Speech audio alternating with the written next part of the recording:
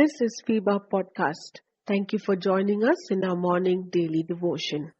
Finally, today, let us consider the reality of genuineness. Genuineness is an entity that has become so hard to find that sometimes when it stares you in the face, you miss it for doubting. In our world today, as in the days of Jesus, people wear masks of various hues, so often and so long that it gets normalized. The kingdom of the world operates on self-branding, manipulation, and hidden agendas. Those who create an image that is attractive cry, and the world says, "Blessed are the mask bearers, for they shall get away with everything." The hypocrites, mask bearers, are the only ones literally scolded by Jesus while he walked on earth. This same Jesus declares that in his kingdom, blessed are the pure, for they shall see God. Let me quote for you the complete quote of Pascal regarding the God-shaped vacuum. Pascal writes in his book Pensées, "What else does this craving and this helplessness proclaim but that there was once in man a true happiness, of which all that now remains is empty print and trace?" This, Pascal says, man tries in vain to fill with everything around him, seeking in the things that are not there the help that he cannot find in the things that are, though none can help, since this infinite abyss can be filled only with an infinite and immutable object, in other words, by God himself. This is the ultimate seeing God, perceiving, receiving, communing with God, just as Job of the ancient world did. The central question of the life of Job is, does Job love God or for his blessings?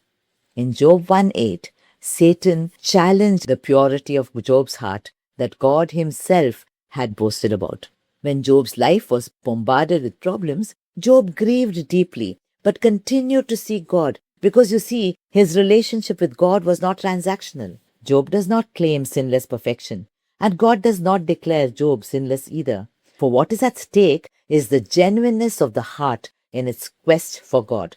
This genuineness does not mask itself in piety when God seems far away or his actions seem contrary to what we know and believe him to be. Purity of heart has the courage to genuinely seek answers to the difficult questions and not settle for hypocritical platitudes. Job, under the severest physical, emotional, and spiritual challenge, did not settle for the half-truths that his friends offered in their smugness. This pure seeking is what God affirms in Job chapter 42 and verse 7. Job's genuine questions were acceptable to God, but the declarations of his self-righteous, supercilious friends are declared untruth by God. This is exactly what Jesus told the Pharisees in Matthew chapter 23 verses 13 to 36. Jesus pronounces woe after woe to the impure in heart, the embellished tombs that appear righteous to people on the outside, but on the inside are full of hypocrisy and wickedness. You see, hypocrisy is not merely deceiving others, it is self-deception. This is the seeing and not perceiving that Jesus talks about in Matthew 13 verses 14 and 15. Unless the scales of hypocrisy, of self-righteousness, of self-deception fall from our eyes, we cannot see the light of the gospel that displays the glory of Christ, who is the image of God, as Paul says in 2 Corinthians 4 and verse 4.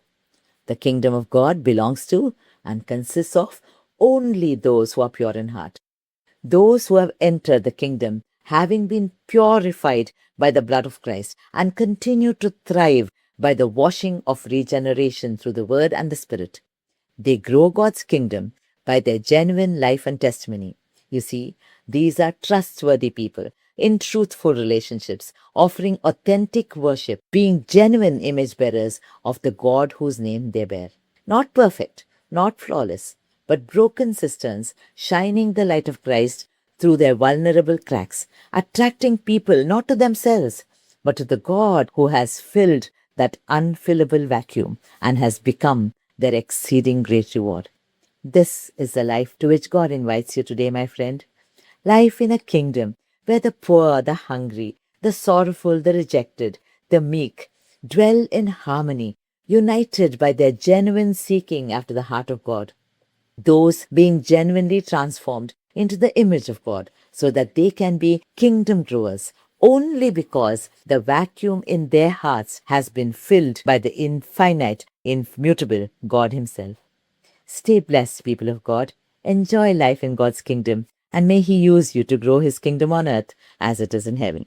Dear listener, we are here to stand with you in your time of need. We want to pray with you and for your prayer request. Do you need someone to talk to? We are here for you. Call us or send a message at +91 636 425 2164. +91 636 425 2164. God bless you.